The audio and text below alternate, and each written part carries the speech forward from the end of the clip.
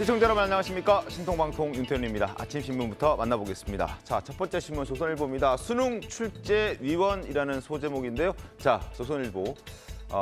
이권 카르텔, 사교 이권 카르텔이라고 윤석열 대통령을 포함한 여권 의원들이 이런 표현들을 많이 썼습니다. 과연 그게 실체가 존재하느냐에 궁금증이 있었는데 알고 봤더니 이권 카르텔이 있었던 것 같습니다. 전 수능 출제위원이 출제위원을 그만두고 난 다음에 학원에 문제집 장사를 했다는 겁니다. 그리고 실제로 출제 경력은 비공개해야 한다는 서약까지 작성했지만 이걸 어기고 8번이나 참가한 전문가라고 광고까지 해가면서 학원에 문제집 장사를 했다는 겁니다. 평가원도 문제가 많았습니다. 이러한 사실을 알고도 조치를 하지 않았다. 수수방관했다, 쉬쉬했다. 비판을 피할 수 없을 것 같고요. 이 부분은 잠시 뒤에 저희가 자세하게 따져보도록 하겠습니다. 자, 두 번째 신문 보겠습니다. 매일경제 심각한 사건. 어제 민주당 혁신위원회가 출범을 했습니다. 김은경 혁신위원장이 과거 돈봉투 사건은 검찰이 조작한 것 같다라고 얘기를 했는데 그건 개인의 신분에서 얘기를 했던 것이고 위원장이 되고 난 다음에 알고 봤더니 심각한 사건이었다라고 첫 일성을 했습니다.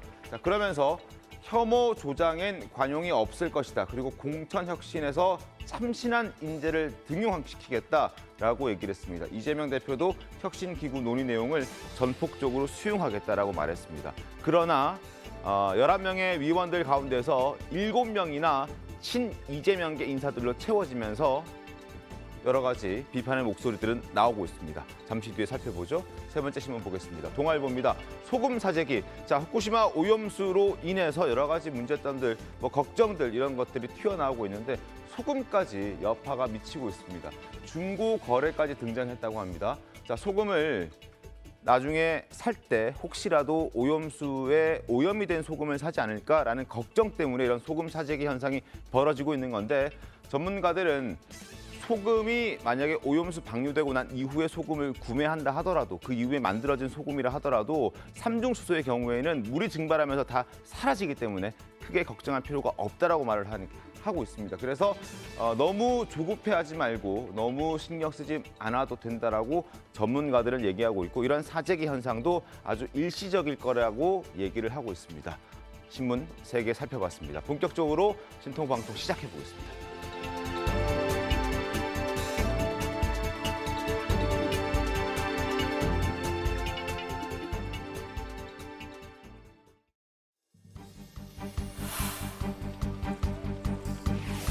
먼저 법무부 장관님 발언대로 나와 주실 수 있을까요?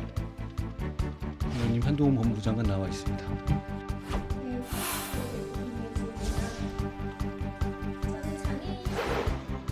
코이라는 물고기가 있습니다. 작은 어항 속에서는 10cm를 넘지 않지만 강물에서는 1m가 넘게 자라나는 그런 고기입니다. 김혜지 의원의 질의가 큰 울림을 주었습니다.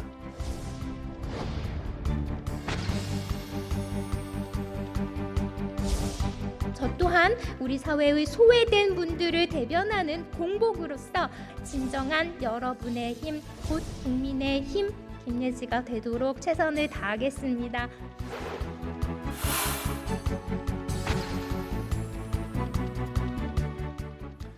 자, 정확히 일주일 전인 지난 14일 국회 대정부 질문에서 국민의힘 김혜지 의원이 한동훈 장관을 상대로 질의하는 모습 보셨습니다.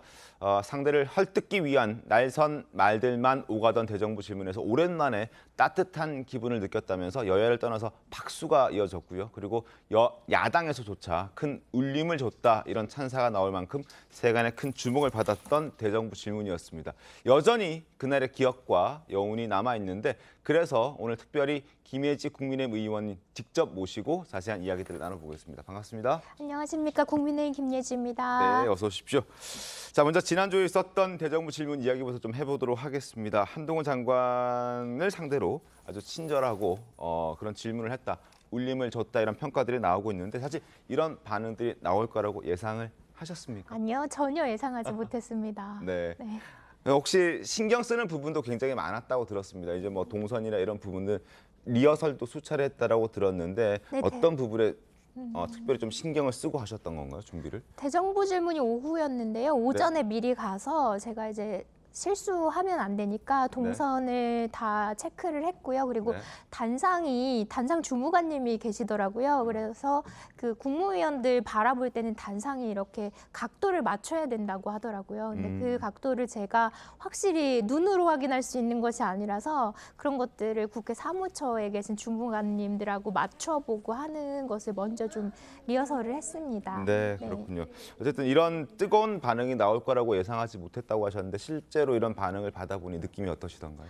너무 감사하고요. 또 여야가 이렇게 한 목소리를 내는 귀한 또 계기가 마련되어서 너무 감사하고 뜻깊고, 그리고 이것이 단순히 이렇게 감동받았다라고만 그치는 것이 아니라 그 양당 원내대표님들께서 약속하셨다시피 입법적 정책적 또 예산까지 뒷받침해 주시겠다는 약속 지켜지기를 기대합니다. 네, 저도 함께 기대하도록 하겠습니다. 그리고 한동훈 장관과 한덕수 국무총리에게 이제 질의를 하는 과정에서 나와 주십시오라고 얘기를 했더니 나와 있습니다라고 답변을 했던 모습도 인상적이었는데 혹시 이 부분도 사전에 교감이 있었던 부분인가요? 우선 제가 시각장애인이라는 것을 인지하고 나오셨을 거예요. 원래 아시다시피 48시간 전에 국회에서 제가 무슨 내용을 질문할 건지 보내게 돼 있거든요. 네. 그래서 아마 제가 그렇다는 걸 알고 계셨긴 하겠지만 또 이렇게 또 나오셨다고 알려주셔서 좀 걱정은 했었거든요. 네. 혹시 뭐 안 알려주시면 어떻게 하나 했는데 또 이렇게 인사를 먼저 해주셔서 저도 이제 감사하다고 말씀은 드렸지만 굉장히 소통이 잘 되었던 것 같습니다. 사전에 준비했다기보다는 그 순간적으로 서로 호흡이 잘 맞았다 네. 이렇게 봐야 되겠군요. 네. 알겠습니다. 자, 그리고 사실 국회에 입성하기 전까지는 피아니스트로 활동을 하셨습니다. 그래서 저희가 일단 연주하는 모습을 좀 준비를 했거든요. 함께 좀 감상을 해보도록 하겠습니다.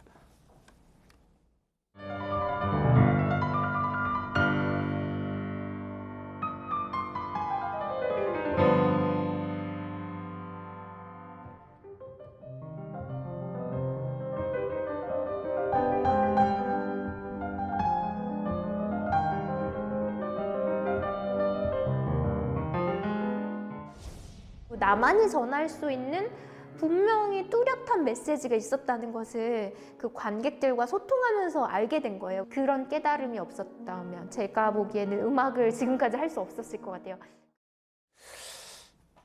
피아니스트로 활동을 쭉 하셨다가 지금 정치로 입문을 하셨는데 그 계기가 좀 궁금합니다. 어떤 계기가 있었습니까? 피아니스트뿐만 아니라 강연자로도 활동을 했었고 또 학교에서 대학에서 학생들을 가르치는 일도 했었고 다양한 일들 많이 했어요. 정책 제안도 하고 장애 당사자로서 그러는 과정에서 이제 당시 미래한국당에 계셨던 당 대표님께서 또 인재영입 1호로 제안을 하셨고 그리고 이것을 좀 더 가까이 가서 내가 정책을 제안하고 멀리 떨어져서 요청만 하는 것이 아니라 내 선배 동료 후배들을 위해서 그런 것들을 누구보다 잘 알기 때문에 그 메신저 역할을 좀 해보자라는 뜻으로 들어오게 됐습니다. 먼저 제안만 하고 부탁드리는 위치가 아니라 그 제안과 부탁을 받고 직접 행사하는 그런 위치에서 더 적극적으로 활동해보자라는 제안에 받아들이신 분. 그래서 지금 일단 3년 동안의 의원 활동을 하고 계신데 어떻습니까? 막상 해보니까. 굉장히 생각보다 할 수 있는 게 많지 않습니다.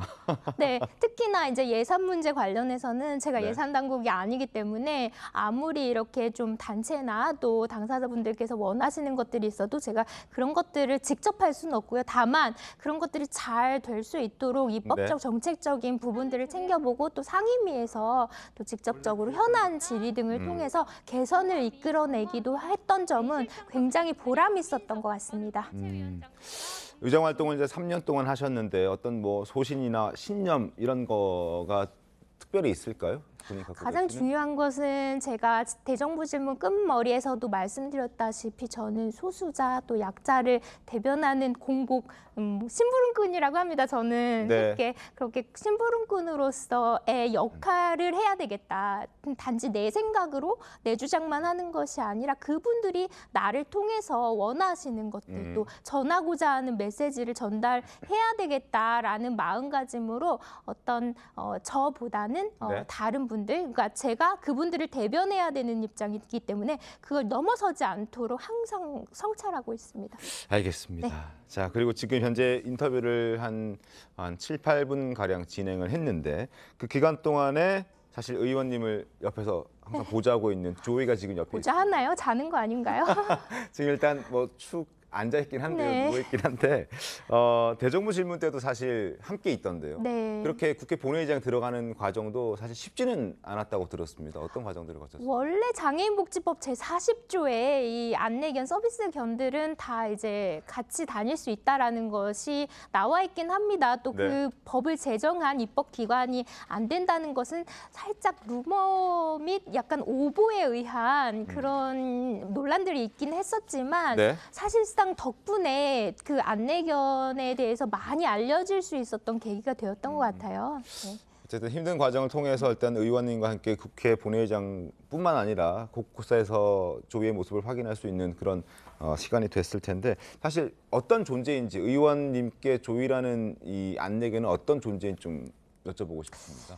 그 가끔 말을 안 듣고 고집이 좀 세요. 그래서 네. 좀 힘들 때도 있긴 있지만 네. 가족이에요. 가족 같고 제 몸이죠. 어떻게 보면은 눈의 역할을 하긴 하는데 네. 사실 눈이 아플 때도 있듯이 네. 가끔 말을 안 듣습니다. 특히 조이는 좀 주장이 강해서 자기 주장이 강해서 네. 그렇긴 하지만 정말 한 몸처럼 움직이는 어디에 가든지 같이 가기 때문에요. 그런 존재입니다. 아, 네. 한 몸처럼 움직이는 존재. 네. 그리고 김혜지 의원께서 지금 김혜지의 조이로운 하루라는 유튜브 채널도 운영하고 계시는 것 같은데 맞습니다. 제가 전체를 다 보진 못했고 네. 그 중에서 What's in my bag인가요? 그 편을 봤는데 네. 그 조이에 대한 설명이 좀 있더라고요. 네. 뭐 일을 안 한다 네. 이런 얘기도 있던데요. 본인이 원하는 장소만 가려고 하고 네. 또 이렇게 지금 잘 있잖아요. 네. 이 바닥이라든가 이런 게 마음에 들지 않으면 또 앉지도 않아요. 그래서 이렇게 자기 주장이 강할 수가. 지금은 이 스튜디오 네. 바닥이 본인 마음에 괜찮은가 든다는 거네요. 봐요. 네. 그리고 또 카메라를 좋아해요. 카메라를 좋아해요. 네. 지금 일단 카메라를 등지고 있긴 한데 네. 어찌됐든 제가 바라보는 조이의 표정은 아주 평온해 보이고 네. 좀 졸려하는 것 같기도 하고 그렇습니다. 네, 일할 때는 항상 잡니다. 네. 날씨도 많이 탄다고 아까 말씀하셨는데 네. 오늘 좀 기분이 썩 비가 와서 그런가 네. 봐요. 네. 알겠습니다. 어쨌든 조이와 함께 국회 의정 활동을 쭉 3년 동안 하셨는데 혹시 앞으로의 남은 1년 동안의 의정 활동은 어떤 계획을 좀 갖고 계신가요? 제가 151건의 법안을 발의를 했고 한 건의 결의안을 또 발의를 해서 통과된 건들이 있습니다. 근데 단지 법안이 통과됐다는 것만으로 끝나는 것이 아니라 그것들이 잘 그 법안을 발의한 목적에 맞게 잘 시행이 되기 위해서는 시행령이 잘 갖추어져야 하는데요. 네. 그래서 단순히 그냥 법안 발의하고 통과시키고 끝 이것이 아니라 잘 시행됐는지를 좀 검토해보고 네. 잘 챙겨보고 시행령이 잘 갖추어질 수 있도록 이제는 씨를 뿌리고 가꾸었으니까 이제 네. 수확을 할 때가 된 것 같아요. 그래서 그런 것들이 잘 열매를 맺을 수 있도록 계속해서 끝까지 얼마 남지 않았더라고요. 네네, 그래도 그렇습니다. 끝까지 최선을 다해서 챙기겠습니다. 알겠습니다. 네. 자, 4년 임기가 마무리되면 이제 사실 다음 행보가 궁금한데요. 네. 어떤 행보를 좀 계획하고 계신가요? 뭐 늘 제가 하던 일이 또 음악 쪽에서 일을 했고 연주 활동을 했고 또 제 동료 장애인들을 돕는 일이라든가 또 학생들을 가르치는 일들을 했기 때문에 그런 것들을 또 챙겨보고요. 또 부르시는 곳이라면 어디라도 제가 필요하다는 곳이라면 어디라도 달려가도록 하겠습니다. 조이가 이제 인터뷰를 마무리할 때가 됐다는 걸 본능적으로 느끼는 것 같습니다. 시계가 있나 봐요. 그리고 잠시 아까 피아니스트 활동하는 모습 봤는데 올 7월인가요? 네. 또 연주를 계획하고 있다고 들었습니다. 네, 15일에 행사에서 또 초대를 받아서 네. 그때 이제 죄송합니다. 네. 그때 이제 축하 감사드리는 마음으로 연주하는 것이 있고요. 네. 네, 이렇게 좀 소소하게 계속해서 연주 활동은 하고 있습니다. 아, 알겠습니다. 네. 또 아름다운 연주 활동도 기대를 많이 해보도록 하겠습니다. 열심히 하겠습니다. 네, 오늘 인터뷰 감사드리겠습니다. 불러주셔서 감사합니다. 고맙습니다. 네. 자, 지금까지 김혜지 국민의힘 의원과 잠시 얘기를 좀 나눠봤습니다. 지금 보내드리고 지금부터는 정치권 이슈로 좀 깊숙이 들어가 보도록 하겠습니다. 자, 어젯밤 프랑스 파리에서 2030 엑스포 유치를 위한 대전이 벌어졌었죠. 자, 영상 보겠습니다.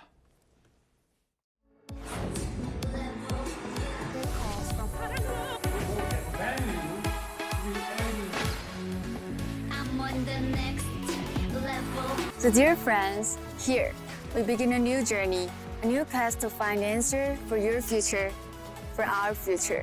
You are the future of our planet.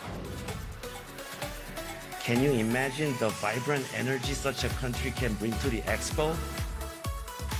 At the World Expo 2030 Busan, we will showcase a transformative power of our culture and technology.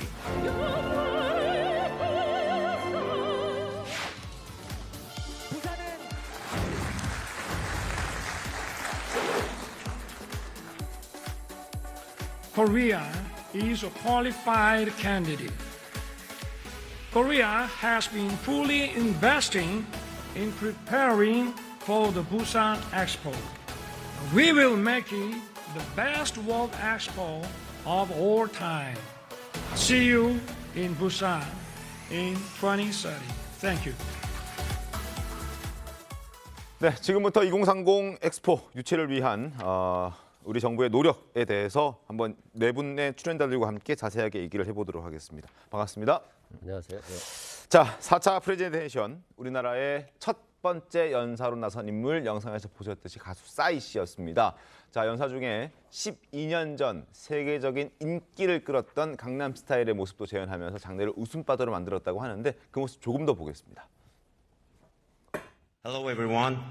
My name is Jae-sang Park, but to many, I'm better known as Psy. Thank you. In case for someone who's having hard time recognizing me, let me wear this before I finish.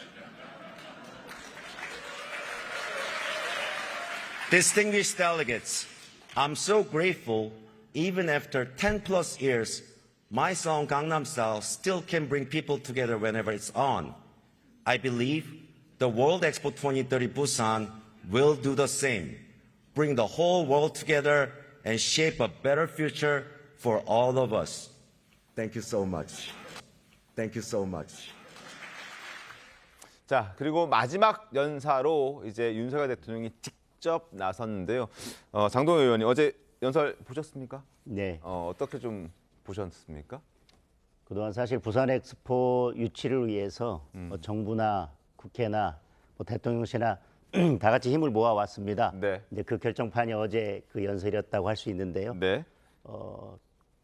미래를 네. 그리고 화합을 준비하는 부산 엑스포가 어떻게 펼쳐질지에 대해서 세계인들에게 보여주는 그런 자리였다고 생각하고 네. 부산의 힘 그리고 대한민국의 힘 그리고 부산 엑스포를 준비하는 네. 대한민국의 기술과 능력을 보여주는 그런 자리였다고 생각합니다. 알겠습니다. 자, 그리고 윤석열 대통령이 중간중간 이제 산책도 하고 했다고 하는데요. 최병우 위원님, 그때 산책 복장도 눈길을 끌었습니다.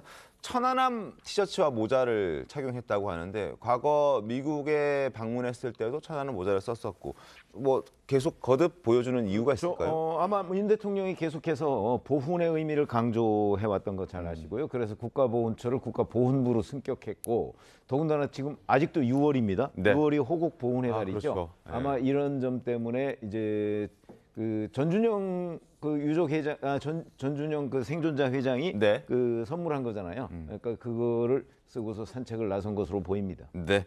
자, 눈길을 끌었던 모습 또 있습니다. 바로 부산 이즈 레드라는 액세서리를 착용하면서 깨알 홍보를 했던 김건희 여사도 프랑스 파리 현지에서 여전히 홍보에 열을 올렸습니다. 그 모습 영상으로 보겠습니다. 안녕하세요. 김건희입니다. 오늘 바쁘신 시간에도 불구하고 이렇게 우리 부산 다방에 와주셔서 진심으로 감사드립니다. 파리가 아주 열정적인 도시잖아요. 부산 엑스포 2030을 앞두고 대한민국도 뜨거운데 우리 부산은 더더욱 뜨겁습니다. 부산 엑스포가 성공할 때까지 많은 사랑을 주셨으면 감사하겠습니다. 감사합니다. 자, 김건희 여사의 내조 모습을 좀 보여드렸고요. 그리고 마크롱 여사와의 오찬도 가졌다고 하는데요. 장동현 의원님 어떻게 좀 보셨습니까? 사실 이게 외교 내조라고 한다면 이번 부산 엑스포 유치만큼 김건희 여사와 딱 맞는 그런 외교 내조가 있을까 싶습니다. 1950년대에 부산에서 유명했던 다방인 밀당원이 있었는데 전 시장에 그걸 이제 모델로 해서 부산 다방이라는 걸 만들어 놓고 돌아와요 부산항해를 들으면서 외신 기자들과 이제 믹스 커피를 마셨다고 하고요. 네. 마크롱 여사와는 문화예술에 관한 주제로 환담을 나누면서 디자인, 뭐 교류나 이런 부분에 대한 이야기를 하셨다고 합니다.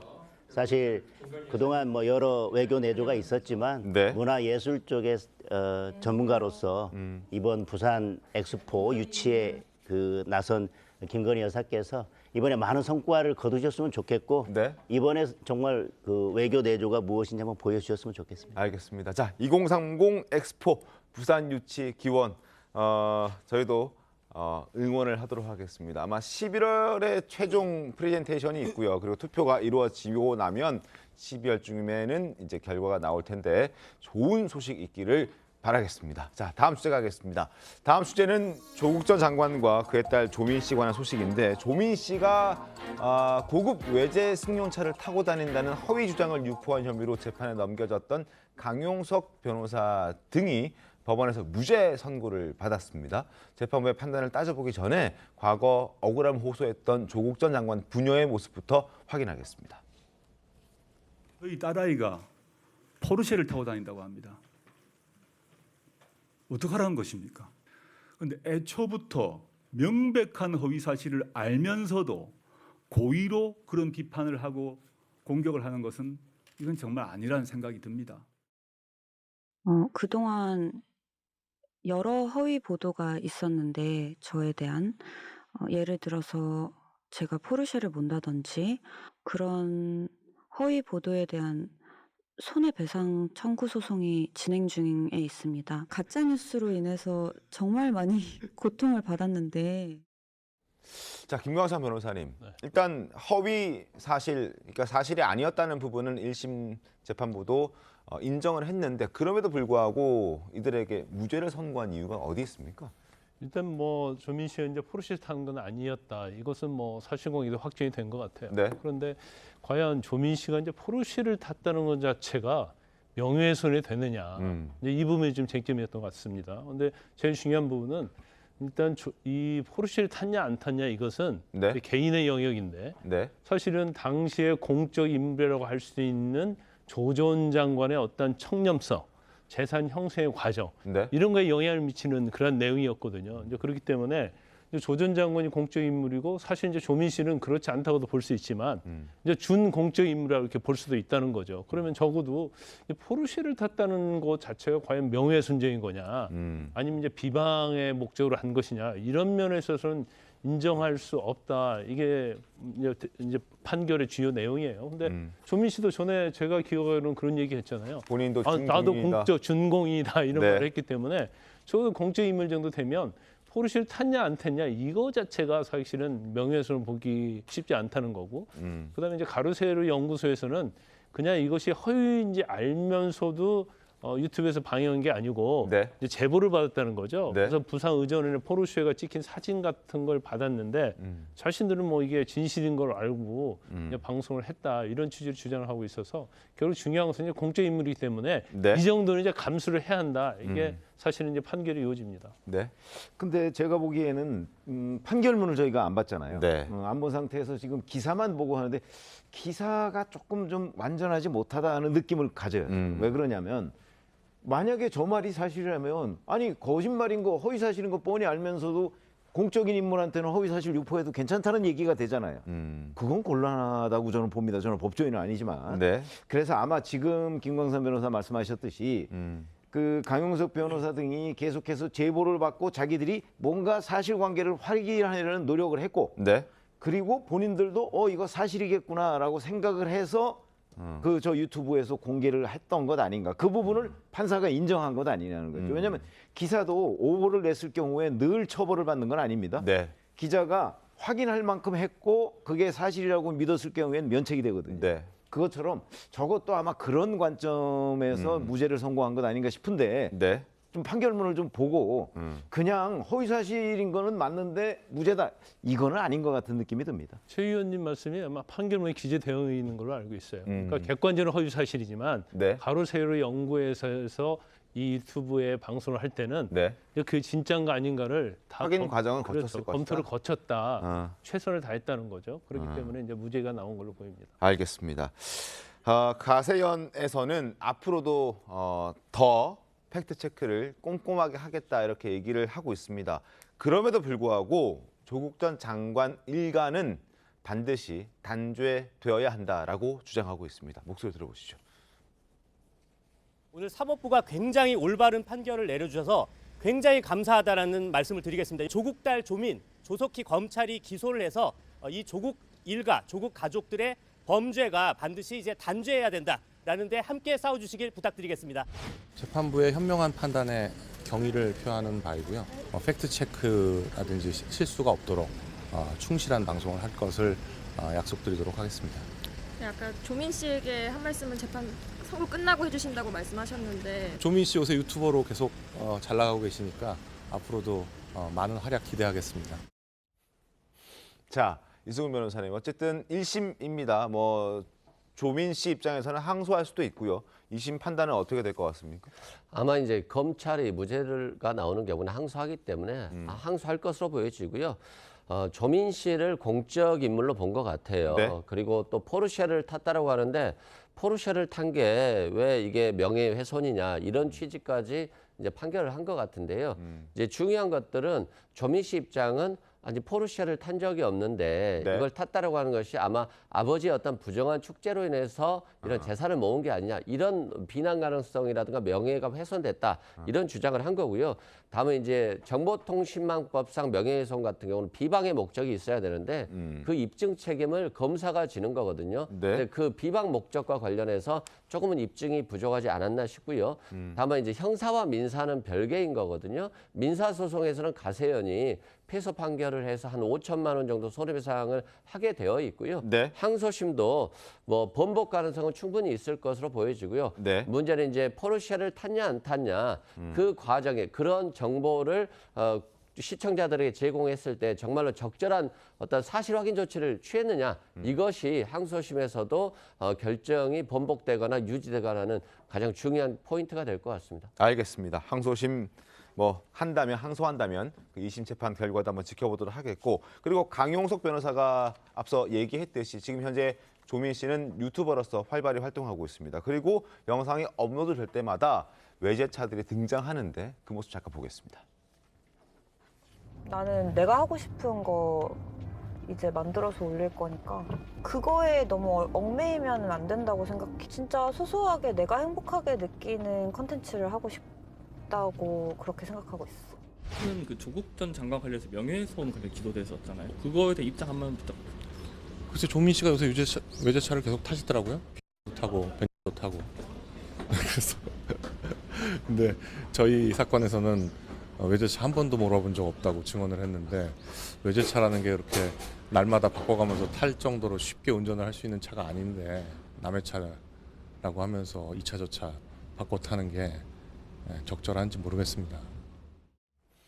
알겠습니다. 자, 어찌됐든 뭐 조민 씨는 그렇게 주장을 하고 있죠. 외제차는 자신의 친구 차다라고 얘기를 하고 있는데 한번 그게 뭐 중요하겠습니까? 어쨌든 외제차를 자주 타고 등장하는 것 또한 사람들이 봤을 때는 뭐 친구 차든 본인 차든 간에 어찌됐든 외제차를 타고 있다는 조민 씨의 모습을 보면서 아마 많은 사람들은 스스로 판단을 뭔가 할 것 같은데 어찌됐든 요즘에 조민 씨의 모습을 보면 전혀 반성의 태도는 없다라는 지적도 많이 나오고 있습니다. 먹방 유튜브를 한다든지 뭐 차량 타고 여행 다니는 유튜브를 보여준다든지 뭐 이런 것을 보면서 집안이 지금 저렇게 풍비박산이 났는데 반성하지 않고 자숙하지 않는 모습에 많은 사람들이 고개를 갸우뚱하는 분들도 꽤나 있을 거라고 생각이 듭니다. 자, 그리고 이런 가운데 조민 씨가 의사 면허를 반납하겠다라고 했습니다. 그리고 스스로도 이제는 뭐 공인이다 이런 얘기를 하고 있다는 생각도 드는데 김광삼 변호사 의사 면허 반납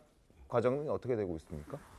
아니 근데 의사 면허 반납이란 말은 맞지 않아요. 왜냐하면 보건복지부에서 의사 면허를 취소하니까 이제 취소라는 걸 통보를 하거든요. 네. 자기가 이제 청문회 나와서 뭐 이게 잘못됐다랄지, 네. 뭐 자기에 대한 이제 변명 주장할 네. 수가 있죠. 그다음에 이제 보건복지부에서 결정을 해서 취소 여부를 결정하는 건데 가지고 있는 면허를 뭐 반납해가지고 이게 의사가 아니고 그런 차원이 아니단 말이에요. 그래서 아마 청문회 통보를 했는데 본인이 청문회를 참석하지 않겠다고 그렇게 보건복지부에다가 통보를 했다고 그래요. 그런데 저 참여하지 않았다가 나중에 참여해서 참여하겠다. 다시 말할 기회를 달라 이렇게 했다고 얘기를 합니다. 그렇기 때문에 뭐 아마 지금 본인은 의사면허 보건복지에 취소하게 되면 거기에 대해서 뭐 집행정지, 가처분한달지 이런 건데 하지 않겠다고 그렇게 언론에 보도가 돼 있지 않습니까? 그런데 해봤자 저는 가능성이 좀 없다고 봐요. 더군다나 부산의전원 관련해서 취소 소송에서 졌잖아요. 입학 취소에 대해서 그걸 취소해달라는 소송에서 1심에서 졌단 말이에요. 그럼 결과적으로 보면 뭐 의사면허는 뭐 취소될 수밖에 없고 저는 이제 개인적으로 볼 때 정경심 교수랄지 정경심 교수의 이제 판결이 이미 확정이 됐고 조 전 장관도 1심에서 유죄받았지 않습니까? 그래서 사실 의전원 입학 취소 관련된 소송도 항소심에서 이길 확률이 거의 없어요. 근데 아마 이제 상징적 의미로 하고 있는 것 같은데 뭐 본인 자체도 뭐 이 의사면허 취소와 관련해서는 뭐 재판을 끌고 가봤자 유리할 게 없다고 이렇게 판단했을 가능성이 높다 이렇게 봅니다. 알겠습니다. 자, 지금부터는 국회로 가보겠습니다. 어제 국회 상황을 좀 짚어볼 텐데 어제는 월요일에 이어서 김기현 국민의힘 대표가 교섭단체 대표 연설에 나섰습니다. 어떤 내용을 했는지 한번 들어보시죠. 참으로 안타깝게도 동의하기 어려운 장황한 궤변이었습니다. 사법 리스크, 돈 봉투 비리, 남탓 전문, 말로만 특권 포기, 사돈 낱말 정당 대표로서 하실 말씀은 아니었습니다. 국회가 드디어 불체포 특권을 포기할 때가 되었습니다. 우리 모두 불체포 특권 포기 서약서에 서명할 것을 제안합니다. 야당의 답을 기다리겠습니다. 불체포 특권 포기를 제안했는데 대표님 민주당 정상화라는 표현을 썼는데 그거에 대해서 불체포 특권 포기 서약서를 쓰자라고 김기현 대표가 이재명 대표에게 제안을 했습니다. 공개적으로. 그만큼 지금 국민의힘에서는 이재명 대표가 지난 19일에 했던 특권을 포기하겠다는 그 발언 자체를 장동건 의원님 믿지 못한다. 이렇게 받아들여야 되겠죠? 뭐 네 차례나 지금 계속 민주당에서 방탄을 하고 있고 이재명 대표는 이미 본인의 방탄을 했습니다. 그리고 불체포 특권을 포기한다는 게 법상으로는 불가능하지 않습니까? 회기 중에 체포동의안이 오면 그걸 포기할 수 있는 게 아니라 본회의에서 무조건 의결을 해야 되는 의결 절차를 거쳐야 되는데 포기한다고 하면 그러면 어떻게 포기할 것인지. 예를 들면 그러면 7월 말부터 8월 초에는 본회의를 하지 않겠다. 뭐 임시회를 열지 않겠다라고 하면 그러면 검찰이 수사 속도를 거기에 맞춰서 그때 꼭 구속영장을 접수하라는 것입니까? 무엇입니까? 다시 말하면 다시 체포동의안이 오면 우리 의원들에게 내가 민주당 의원들에게 부탁합니다. 모두 다 가결, 표에 던져주십시오라고 말씀을 하시든지 뭐 어떻게든 그거에 대한 구체적인 실천 방안이 있어야 될 텐데 말씀은 포기한다고 말씀하셨지만 그에 대한 구체적인 실천 방안이 없기 때문에 이와 같은 논란들이 되는 것 같습니다. 이수근 변호사님 어때요? 국민의힘에서 너무 오히려 이재명 대표가 불체포 특권을 포기 안 하기를 바라는 것 같아요. 명확하게 국민들 앞에서 대표 연설하면서 포기하겠다고 했잖아요. 네. 이것들은 결과적으로는 만약에 체포 동의안이 넘어오면 가결을 요청을 하고 체포 회기 중이 아니라고 한다면 그냥 나가서 영장 실질을 하면 되는 거거든요. 그래서 저는 믿어야 된다고 생각되고요. 믿어야 된다. 믿지 않으면 결국에는 이재명 대표가 그걸 실행하지 않으면 국민들한테 어떤 심판을 받겠어요. 저는 정치적 심판이 있을 것으로 보여지고요. 네. 여당 대표가 좀 당대표 연설하면서 국가를 좀 걱정하시고 경제 민생에 대한 문제들을 주로 풀어나가셨으면 좋았을 것 같은데 너무 야당 비난과 문재인 전 정부 비난에 할애하시고 너무 호통치듯 하셔서 좀 실은 민망했어요. 국민들이 걱정하는 것들은 그리고 또 국민의힘의 지지율이 낮은 것들은 결국에는 민생 경제라고 생각합니다. 여당 대표가 좀 그것에 집중해서 윤석열 정부의 국정 방향을 좀 지원하는 그런 역할들을 또 많이 해줬으면 좋겠습니다. 믿어야 된다는 거에 대해서는 한번 짚고 넘어가야 될 텐데 이미 대선 공약이었고요. 이재명 대표가 이런 불체포 특권뿐만 아니라 어떤 말씀을 하고 뭘 이렇게 말을 계속 그러니까 내가 뭐라고 했더니 진짜 뭔 줄 알더라 여기부터 시작을 해가지고 존경한다는 표현. 네. 본인의 말씀을 손바닥 뒤집은 게 한두 번이 아니기 때문에 이것도 이미 또 방탄을 한번 했었기 때문에 그 진정성에 대해서 그냥 믿어달라고 하는데 여지껏 한 번도 믿을 만한 말씀과 행동을 하신 적이 없는데 믿어달라고 하니까 못 믿는 것 같습니다. 그렇죠. 믿지 않을 이유가 있는 거죠. 왜 그러냐면 대선 공약으로 불체포 특권 포기 얘기를 했습니다. 네. 불체포 특권 포기는 사실은 명확하게 얘기하면 개헌을 해야 되는 거예요. 맞습니다. 그러니까 지금 현재 개헌을 할 수가 없으니 일단 본인들의 선언으로 충분히 저는 대국민 약속을 할 수 있다고 봐요. 그러면 대선 공약으로 불체포 특권 포기 얘기를 했는데 나중에 보니까 강도가 쳐들어오면 그걸 우선 막아야 되지 않느냐 뭐 이런 그 이상한 논리로 이제 그걸 사실은 지키지 않았고요. 작년 6월에 본인이 보궐선거에 출마를 했습니다. 네. 보궐선거 출마 지원 유세 때 보면 본인은 워낙 청렴한 정치인이기 때문에 불체포 특권 같은 거 필요 없다고까지 얘기를 맞습니다. 했습니다. 네. 그래놓고 그것도 또 안 지키고 올해 2월 말에 불체포 특권 결국은 그걸 활용한 거 아니겠어요. 이렇게 되면 지금 이제 세 번째입니다. 네. 양치기 소년 세 번째는 꼭 뭐 의심을 받게 되죠. 네. 그런 것 때문에 저는 일반 국민들로부터 의심받을 이유는 충분하다 이렇게 봐요. 그러니까 이재명 대표가 지금 그냥 믿어달라고 할 것이 아니고 국민들이 믿어줄 수 있도록 뭔가를 담보하는 장치. 저는 뭐 그게 꼭 서약이라고는 생각 안 합니다. 왜냐하면 네.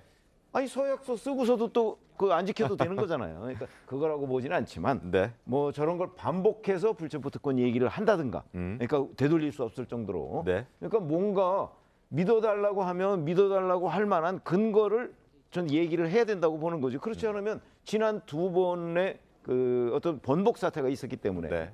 그 부분을 이번에 다시 국민들 앞에 뭔가를 제시하지 않으면 국민들은 또 그냥 반신반의할 가능성이 저는 있다고 봅니다. 저는 뭐 전혀 걱정 안 하실 문제라고 생각을 합니다. 뭐 민주당도 혁신위가 떴고요. 네. 가장 중요한 것들은 민주당이 도덕성을 회복하는 것인데 그중에 하나가 불체포 특권이고 이재명 대표 입장에서는 혁신위가 모든 것을 할 수 있도록 정권을 줬고 그 일환으로서 불체포 특권을 포기하겠다는 것을 대국민 연설을 한 거예요. 국회에서의 연설을 가볍게 볼 사람은 아무도 없을 것 같고요. 이건 이재명 대표의 정치적 생명과 연동되는 겁니다. 네. 그리고 자꾸 이재명 대표가 여러 번 약속을 오겠다라고 하는데 불체포 특권 행사한 건 한 번이고요. 그리고 결과적으로 그래요. 상대방이 불체포 특권을 행사하면 비난하고 자기가 행사하면 또 입장이 바뀌는 거잖아요. 여야가. 그렇기 때문에 전체적으로 보면 저는 이 불체포 특권을 포기하는 개헌이 있어야 된다고 생각을 해요. 그래서 여야가 좀 한 목소리로 개헌하는 절차를 거치는 것도 굉장히 중요한 시기가 될 것 같습니다. 그래서 저는 이제 여야가 바뀐다고 하는데 권성동 전 원내대표는 직접 본인이 출석하셨습니다. 네. 그리고 하영재 의원에 대해서 국민의힘은 가결시켰습니다. 네. 그런데 뭐 입장이 바뀐다고 하는데 저희들은 입장 바뀐 적 없습니다. 알겠습니다. 자, 지난 19일에 이재명 대표가 국회 대표 연설할 때 모습 잠깐 보여드리겠고 그리고 한동훈 장관의 평가도 한번 들어보겠습니다. 저를 향한 저들의 시도를 용인하지 않겠습니다. 저에 대한 정치 수사에 대해서 불체포 권리를 포기하겠습니다. 지금까지 그랬던 것처럼 소환한다면 10번 아니라 100번이라도 응하겠습니다. 구속영장을 청구하면 제발로 출석해서 영장 실질 심사 받고 검찰의 무도함을 밝히겠습니다. 이재명 대표가 불체포 특권을 포기하겠다. 여러 차례 공개적으로 약속을 하셨고 그럼에도 불구하고 실제로 방탄을 하셨죠. 현재 본인에 대한 사건이 체포동의안 부결돼서 불구속 기소까지 되어 있는 상황에서 본인에 대해서 새로운 범죄로 구속영장이 청구되는 것을 본인 스스로가 가정하시고 하신 말씀이잖아요. 제가 거기서 더 드릴 말씀은 없습니다. 어찌됐든 저 발언이 있은 후에 여러 가지 해석들이 나왔는데 검찰의 수사 상황을 지켜봤더니 그리고 재판 상황을 봤더니 자신에게 영장이 청구될 가능성이 그렇게 발부될 가능성도 그렇게 많아 보이지 않는다는 일종의 자신감의 발로다 이런 해석들도 나왔습니다. 그리고 저 모습을 본 민주당의 안민석 의원은 이렇게 얘기를 했습니다. 직접 들어보시죠. 구속영장이 청구될 경우에 구속될지 말지. 근데 이제 구속될 경우에도 이재명 대표는 정치적으로 진 게 아니라 큰 승리를 거둔 거라고 보고요. 그러니까 이재명 대표는 꽃놀이패를 지게 된 그예요. 검찰의 고민이 이제 깊어지겠죠. 아니, 구속돼도 고민, 구속되지 않아도 참 문제. 그러니까 이런 형국입니다. 그래서 자, 김광세 변호사님, 어떻게 생각하십니까? 꽃놀이패? 민수 의원이 5선이에요. 네. 초선도 아니고 5선이고. 네. 의정활동하면서 하는 얘기를 많이 들어보면 상식적으로 참 이해가 가지 않는 얘기를 워낙 많이 해서 이걸 논평할 가치가 있냐 그런 문제라는데 그래도 한번 좀 짚어본다고 한다면 네. 우리가 신의 한 수란 말을 이런 때 쓰는 겁니까? 불체포 특권 포기하겠다는 건데 이미 방패를 썼잖아요. 네. 그다음에 다음에 만약에 영장이 오면 지난번에 불체포 특권 부결이 될 때 아슬아슬했어요. 그럼 가결될 가능성이 크단 말이에요. 그다음에 상당히 대장동이랄지 성남 FC 이미 영장 청구했고, 그다음에 약간은 보면 이제 나머지 있는 것은 격가지를 할 수 있는 게 있기 때문에 영장 청구될 가능성도 그렇게 많지 않다. 그래서 이제까지 숨어 있다 나와가지고 당당하다고 얘기하는데 저게 왜 신의 한 수인지 이해는 모르겠고. 네. 그다음에 또 하나는. 구속될 경우에도 큰 정치적 승리를 거둔다는 거예요. 구속되면은 범죄 혐의를 재판부에서 인정을 해가지고 구속된 거 아닙니까? 그럼 범죄자가 되는 거고 구속 피의자 피고인이 되는 거예요. 그걸 왜 이게 정치의 승리라고 하는 건지. 더군다나 꽃놀이패라는 얘기를 하고 있어요.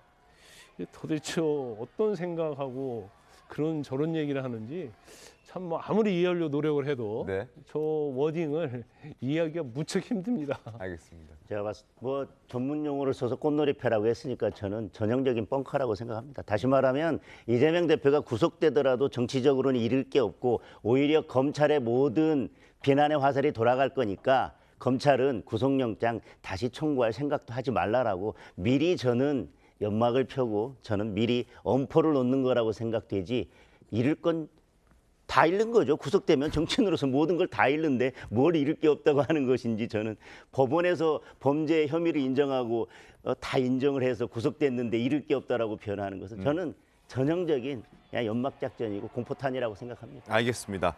자, 안민석 의원이 꽃놀이패라고 했다고 해서 저희 또 전문 용어를 또 사용할 필요는 없고 아까 연막작전 이렇게 표현하시는 게 훨씬 더 고급스럽고 뭔가 차별화를 두는 그런 표현이라 생각이 되고 뻥으로 시작하는 그 단어는 안 쓰시는 것도 좋겠습니다. 자, 그리고 김기현 대표 교섭단체 대표 연설에서 시종일관 이재명 대표를 향한 그런 비판의 목소리를 냈었는데 굳은 표정으로 듣던 이재명 대표가 갑자기 웃음을 터뜨리는 모습이 카메라에 포착이 됐다고 하는데 어떤 상황이었는지 영상으로 보겠습니다. 야당 대표라는 분이 아무리 그래도 그렇지 어떻게 중국 대사 앞에 가서 조아리고 훈계 듣고 겁니까? 이게 외교입니까 이게? 굴종적인 사회주의자! 도대체 국민을 실망시켜서 민생을 구렁텅이에 빠뜨렸던 문재인 정권 5년에 대한 반성과 사과는 왜 하나도 없는 겁니까? 민주당의 정상화를 저는 기다리겠습니다. 뭔가 큰 소리를 내면서 이재명 대표를 비판 또 비난했는데 그걸 바라보는 이재명 대표의 표정이 좀 의미심장했습니다. 최영희 어떻게 보셨습니까? 저는 이재명 대표의 표정을 봐가면서 제 나름대로 해석을 하자면 뭐 거기에 화를 낼 수도 없고 그다음에 거기에 뭐 반박할 수 있는 기회가 있는 것도 아니지 않습니까?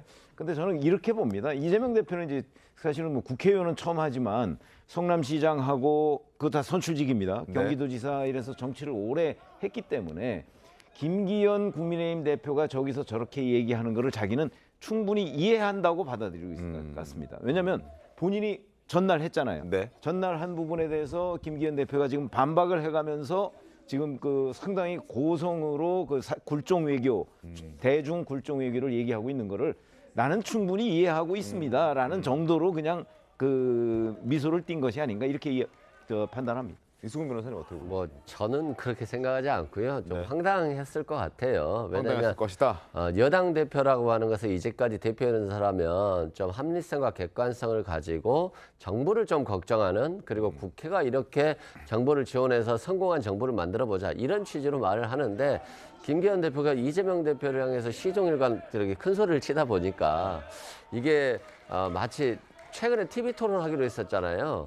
TV 토론하면서 저런 토론을 하면 되는 것이지 굳이 대표 연설에서 저렇게 불안한 모습들을 보여줄 필요가 있었을까. 국민들 입장에서도 굉장히 불안했을 것 같고요. 그렇잖아요. 뭐 중국 대사에게 가서 조아렸다, 굴종 외교를 했다라고 하는데 사실상 야당 대표는 뭐 정권을 가지고 있는 게 아니잖아요. 정부가 중국과의 관계를 풀어나가고 또 일본과의 관계를 풀어나가는 것이지 야당 대표는 그냥 좀 지원해주는 역할이에요. 그래서 중국과의 문제가 경색되어 있으니까 싱하이밍 대사를 만났고 그 과정에서 싱하이밍 대사가 좀 15분 동안 연설한 거 이거 자체에 대해서는 굉장히 부적절하다고 보지만 중국과의 외교 관계는 풀어야 된다고 생각하고요.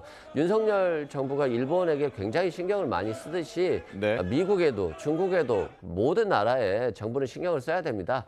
어느 나라만 콕 찍어서 굉장히 반대되는 모습들을 하는 것들은 우리 중국과의 외교를 하는 또는 거래를 하는 기업들 입장에서는 굉장히 불안하거든요. 그런 것들 좀 정부가 신경 쓰고 국회도 좀 신경 써줬으면 좋겠습니다. 알겠습니다. 여소야대 국면이다 보니 야당 대표가 먼저 발언을 하고 여당 대표가 다음 날 발언을 하다 보니까 이런 일도 벌어지는 것 같습니다. 자, 그리고 김기현 대표 연설을 듣는 민주당 의원들의 태도도 지적을 하고 있는 목소리들이 있습니다. 어떤 모습이었길래 지적들이 나왔는지 영상 보겠습니다.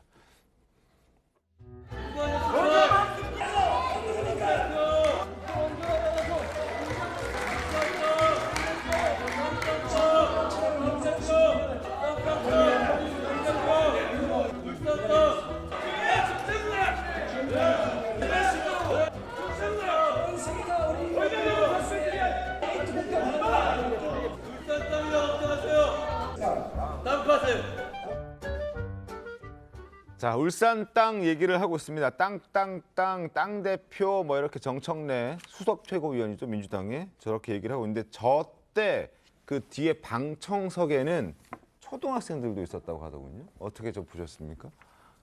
저 본회의장에 있었던 국회의원 한 사람으로서 참 참담하고 부끄럽습니다. 우리가 타 당의 뭐 원내대표나 대표 아니면 의원들이 나와서 본회의장에서 발언을 할 때 그 내용에 대해서 뭐 그게 아니잖아, 뭐 아니면 뭐 민주당이 잘못했잖아, 아니면 국민의힘이 잘못했잖아, 발언 내용에 대해서 이제 반박하면서 이제 소리를 지르는 경우는 있습니다. 그런데 정청래 의원의 경우에는 대표 연설이 시작되자마자 뭐 몇 분간 쉬지 않고 계속 저렇게 발언 내용과는 상관없는 것을 가지고 저렇게 계속 얘기했고요. 또 다른 야당의 한 의원은 그 앞줄에 앉아서 거의 뭐 대표 연설 시작부터 끝까지 거의 랩을 하듯이 그냥 쉬지 않고 계속해서 방해를 야당 한 했거든요. 의원 실명 말씀하셔도 괜찮습니다. 이미 뭐 기사 나왔으니까 양의원 의원 같은 경우에는 뭐 시종 일관 거의 했습니다. 과연 초등학생들이 보면서 도대체 국회가 어떤 곳인지, 국회의원은 어떤 역할을 하는 사람들인지에 대해서 저는 의문을 가졌을 것 같고, 저는 국회의원들이 본회의장이나 상임위원장에서 뭐 국무위원들이나 아니면 상대 의원들이나 이런 그 모욕적인 발언이나 아니면 이렇게 그 발언을 방해하는 행위에 대해서 많은 분들이 이렇게 얘기합니다. 나는 국민의 이름으로, 아니면 나는 국민을 대표해서 국민의 목소리를 전해주는 거다. 국민이 저는 그런 권한까지 위임해 줬다고 생각하지는 않습니다.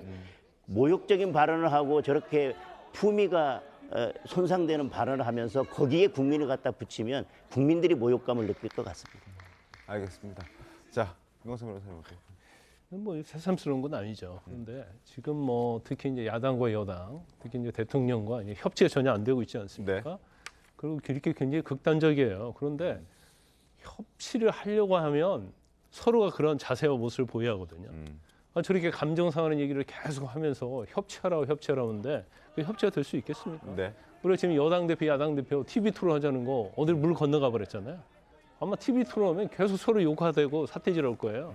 그런 모습을 국민이 보고 싶지 않겠죠. 그리고 사실 이제 정치의 어떤 기본은 대화의 타협, 거기에 플러스 양보 아닙니까? 그러면 그런 것이 되려면 이제 정치인의 어떤 뭐 컨텐츠랄지 자질이랄지 품격 이런 게 갖춰야 된다고 보는데 21대에서 유독 그런 면에서 굉장히 부족한 것이 아닌가 싶습니다. 그래서 사실 이제 정치인으로서 기본적인 자세를 좀 갖췄으면 좋겠다라는 생각이 들어요. 알겠습니다. 자, 저렇게 국회가 시끄러웠고 소란스러운 상황 그때 송영길 전 대표 한 유튜브에 출연해서 돈봉투 연루 의혹을 부인하면서 윤 대통령 가족을 거론했습니다. 들어보시죠. 수사가 아니라 사냥이고 검사가 아니라 사냥개 역할을 하는 거죠. 수사로 이 보고는 깡패짓거리 아닙니까? 아마 기네스북에 나올 것 같아요. 자기 장모는 정말 범죄자로 구속 기소 재판받고 있지. 자기 부인은 주가 조작 피의자지. 그 이유는 천공이라고 해석할 수밖에 없죠. 천공의 지시가 아니면 이해할 수가 없는 굴종 외교를 하고 있거든요. 자, 지금 작정하고 말을 내뱉은 상황인데 요즘 들어서 뭐 저렇게 출연하는 횟수도 좀 많아지는 것 같습니다. 그렇죠. 뭐 KBS가 한번 판을 깔아줬고요. 뭐 유튜브는 뭐 그 일반 방송하고는 좀 다르니까 뭐 본인이 나와서 좀 이렇게 그 약간 뭐 오버하는 발언을 하더라도 뭐 그 제지할 방법도 마땅치는 않습니다. 근데 이제 본인이 그 사실 뭐 이게 사냥이다 이렇게 얘기를 하고요. 뭐 검사가 뭐 사냥개 역할 뭐 이런 얘기까지 하고 있는데 글쎄요, 뭐 본인을 검찰이 아직 안 불렀죠. 그리고 뭐 부를지 어떨지는 잘 모르겠으나 저런 식의 생각을 가지고 있었던 그 전직 민주당 대표가 사실은 그 과연 당시에는 집권당이었는데 국정을 어떻게 운영했을까? 그때 이 검사들에 대해서도 똑같은 생각을 가지고 있는 것인가? 왜냐하면 그때 이 검사들이 지금 검사들하고 대부분 그 안 바뀌었습니다. 그렇죠? 그런 걸 보면 참 그 저희가 여기서 논평하기가 어색할 정도로 그 정도로 너무 막말이다 이런 생각을 갖게 됩니다. 알겠습니다. 자, 그리고 어제 더불어민주당 혁신위원회도 출범했습니다. 김은경 혁신위원장 목소리 한번 들어보시죠. 가죽을 벗기고 뼈를 깎는 노력을 통해 윤리 정당으로 거듭나게 하겠습니다. 저는 정치권에 빚이 없는 사람입니다. 당연히 친명도, 비명도, 친문도, 비문도 아닙니다. 이 시간 이후로 당내 분열과 혐오를 조장하고 혁신의 동력을 저해하는 모든 시도와 언행에 대해서는 일체 관용을 베풀지 않을 것입니다. 우선적으로 그 돈봉투 문제를 좀 해봐야 되겠지 않느냐. 혁신 기구가 만들어지게 된 어떤 원인 사건이었던 것 같아요. 그것부터 우선 해보겠다라는 것이죠. 그 전당대회 돈봉투 사건은 검찰 조작일 수 있다는 취지로 말씀하신 걸로 모두가 알고 있는데요. 사실 돈봉투 사건 알고 보니까 심각한 사건인 것이 확인이 되었습니다. 그래서 저를 비롯해서 혁신위원들은 민주당이 져야 할 정치적인 책임이 있다라는 것을 알고 있습니다. 자, 지금 가죽 벗고 뼈를 깎는 노력을 통해서 윤리 정당으로 거듭나겠다라고 얘기를 하면서 첫 번째로 꺼내든 문제가 바로 돈봉투 사건이었습니다. 좀 전에 송영길 전 대표가 그렇게 열을 냈던 그 돈봉투 사건을 혁신위원회에서 가장 먼저 들춰보겠다라고 얘기를 하니까 뭐 송 전 대표도 불편했겠죠. 뭐 그런 사정들이 좀 있는 것 같아요. 어떻게 보셨습니까? 일단 뭐 혁신위에서는 돈봉투 의혹 사건에 대해서 명확하게 규명할 필요성이 있어요. 왜냐하면 돈봉투 의혹 사건, 김남국 코인 사건을 통해서 민주당의 도덕성이 굉장히 떨어졌다 이런 비판을 받고 있어요. 그럼에도 불구하고 이걸 뭐 비호하는 게 아니냐 이런 얘기들이 있었는데 결국에는 송영길 전 대표나 또는 이상만 의원 등이 탈당을 하지 않았습니까? 그렇지만 탈당을 했다 할지라도 민주당 민주당으로서는 기존에 잘못됐던 관행을 고치고 전당대회에 있어서 어떤 돈 봉투가 살포됐다라고 한다면 이것도 고쳐야 되겠죠. 물론 이제 본인들은 무죄를 주장하고 있습니다만 녹취록 등에서 보면 굉장히 불리한 정황들이 많이 나오지 않습니까? 그래서 이런 부분들에 대해서도 혁신위원장이 정확히 보겠다 이런 것이고요. 혁신위에서 현역 의원이 딱 한 명 들어갔거든요. 이것들은 결국에는 현역 의원들의 입김이 이제 혁신위에 미치지 않게 하려고 했던 것으로 보여지고요. 그만큼 혁신은 결국 기득권 내려놓기 아니겠습니까? 네. 현역 의원들의 기득권을 내려놓고 민주당의 도덕성을 회복하고 또 국민들이 믿을 만한 참신한 인물들을 영입하는 데 조력하고 또 새로운 정책과 비전을 제시할 수 있는 그런 것들이 혁신위이기 때문에 이재명 대표나 최고위에서 전폭적으로 혁신위를 인정하고 이걸 모든 걸 받아들이겠다라고 했기 때문에 혁신위가 눈치 보지 않고 자신의 생각들을 명확히 정리해서 제출하고 그것들이 반영돼서 민주당이 다시 좀 국민들의 신뢰를 받는 정당으로 거듭날 수 있어야 된다고 생각합니다. 근데 혁신위 구성원들을 보면은 친명계들이 꽤나 많은 것으로 전해지고 있습니다. 현역 의원은 이해식 의원이 한 사람 있긴 하지만 대선 캠프 때도 이해식 의원도 네. 이재명 대표 부인의 그렇죠. 예. 수행실장을 했었죠. 그러니까 나머지 사람들도 뭐 현역 의원 한 명 있는 사람도 이재명 대표 부인의 수행실장 했었고 나머지 사람들도 대부분 김남희 변호사를 제외하고 나면은 이재명 개다 이런 평가들이 나오기 때문에 김광삼 변호사님 뭐 뼈를 깎고 가죽을 벗기는 혁신이 될까에 퀘스천 마크가 많이 붙는 것 같습니다. 어떻게 좀 보셨습니까? 어떻게 될지 이제 모르겠어요. 그런데 일단 첫 단추부터 잘못 끼웠다 저는 그런 생각을 해요. 네. 지금 돈봉투 사건의 진상조사부터 하겠다는 거 아닙니까? 지금 검찰에서 수사하고 있잖아요. 네. 그리고 돈봉투 사건에서는 어느 정도의 어떤 사실관계가 드러났다고 봐요. 그런데 혁신위가 진상조사하다가 시간 다 보낼 건가요? 네. 지금 혁신위가 어느 때까지 활동하겠다 이런 것도 아직 정해지지 않았고요. 혁신의 주체, 혁신의 대상이 뭐가 될 것인가 이런 것도 정해지지 않았어요. 그럼 일단 대상부터 정해야겠죠. 가장 중요한 것은 돈봉투고 뭐 김남국 코인이고 이재명 대표 사법 리스크 아닙니까 지금? 네. 그럼 도덕성 회복을 해서 어떻게 할 것이냐 이렇게 가야 하는데 뭘 진상조사부터 하겠다는 거예요. 그러면 진상조사 과연 혁신에서 진상조사를 할 수 있을까요 이게? 그래서 그런 걸 어떤 현재 무너진 도덕성을 전제로 해서 향후에 있어서 어떻게 민주당이 거듭날 것인가에 대한 이전과 다른 어떤 정책이랄지 그다음에 민주당의 시스템이랄지 이런 걸 어떻게 바꿔야 갈지 고민하겠다 이렇게 말을 해야 하는데 네. 돈봉투 진상조사부터 하겠다고 하니까 진상조사 해보니까 돈봉투가 검찰의 조작이다 이렇게 끝날 수도 있는 거고 그러면 결과적으로 현재 민주당의 도덕성의 부패에 문제가 있는 것을 직시하지 못하고 있는 거예요. 그래서 전제부터 잘못됐기 때문에 물론 이제 구성원 자체도 사실은 친이재명계가 아니냐 이런 얘기가 나오기 때문에 결국은 뭐 어떠한 현 지도부 또 이재명 대표의 합리화 또 호위부대 뭐 이런 걸 할 수밖에 없는 방향으로 가고 있지 않나 그런 생각이 들 수밖에 없어요. 제가 한 말씀만 드리면 네. 이 돈봉투 사건에 대해서 검찰 수사가 되고 있는데 혁신에서 얼마나 조사를 할 수 있겠어요. 그런 차원이라기보다는 앞으로 뭐 10명의 국회의원을 검찰에서 소환한다 뭐 이런 얘기들이 있잖아요. 네. 그래서 이런 일이 벌어졌을 때 혁신위가 어떤 스탠스를 취해 줄 것이냐.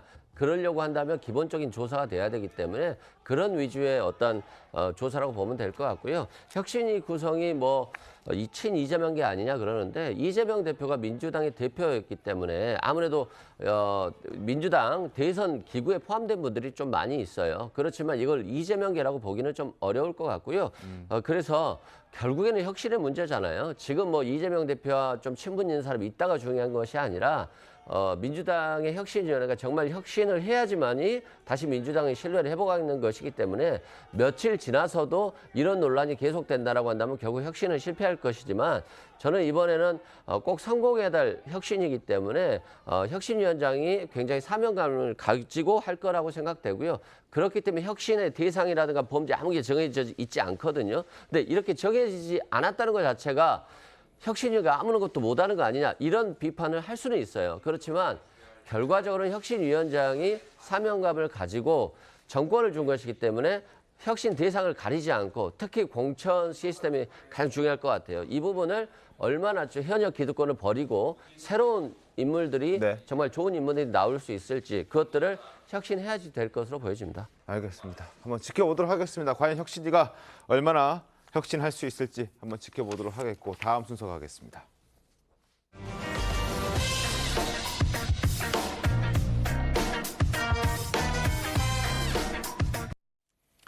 자, 윤석열 대통령이 킬러 문항을 빼라고 지시하면서 이권 카르텔이라고 표현을 썼습니다. 수능 출제위원들과 사교육 입시 학원들이 보이지 않게 연결되어 있다는 이런 지적을 한 건데요. 과연 실체가 있을까 궁금했는데 그 실체가 점점 드러나고 있는 모습입니다. 신문 보겠습니다.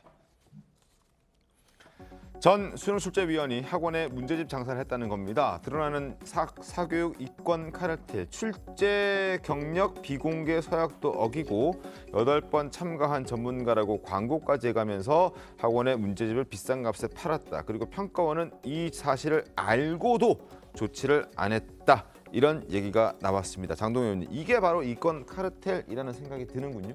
그렇습니다. 저는 이 문제를 난이도의 문제로 가는 것은 옳지 않다고 생각합니다. 사실 민주당에서 공격을 하고 있습니다만은 킬러 문항을 없애겠다고 하는 것은 이재명 대표도 대선 공약에서 내세웠던 것이고요. 네.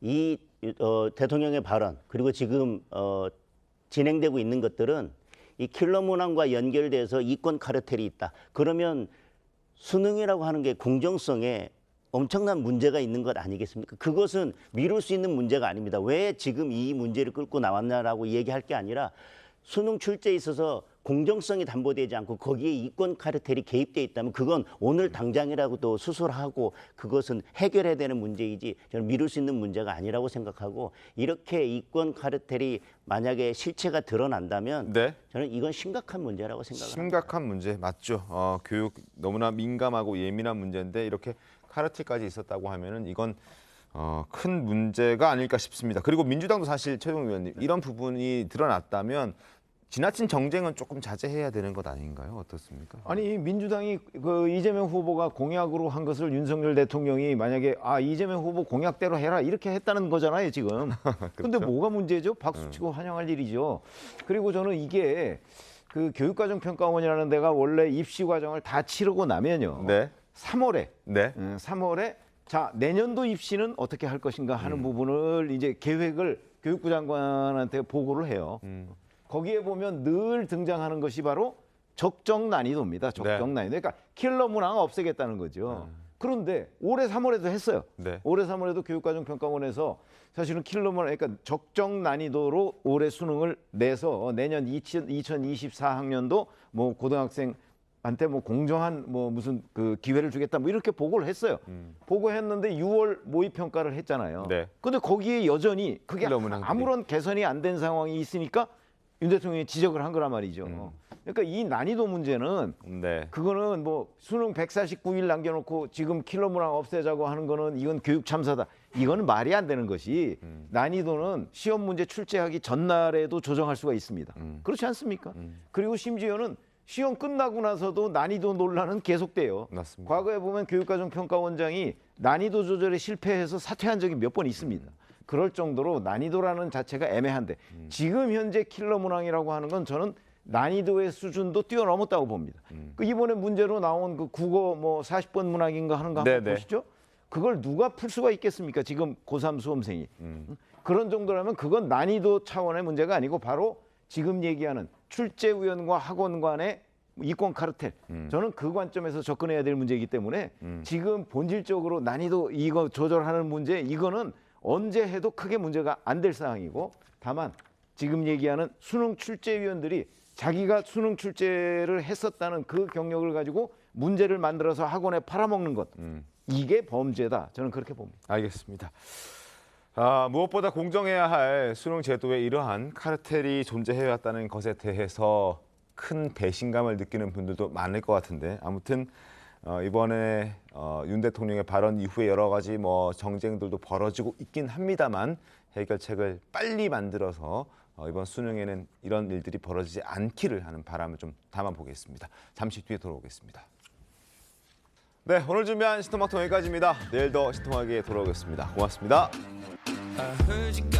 Stood in the street last night.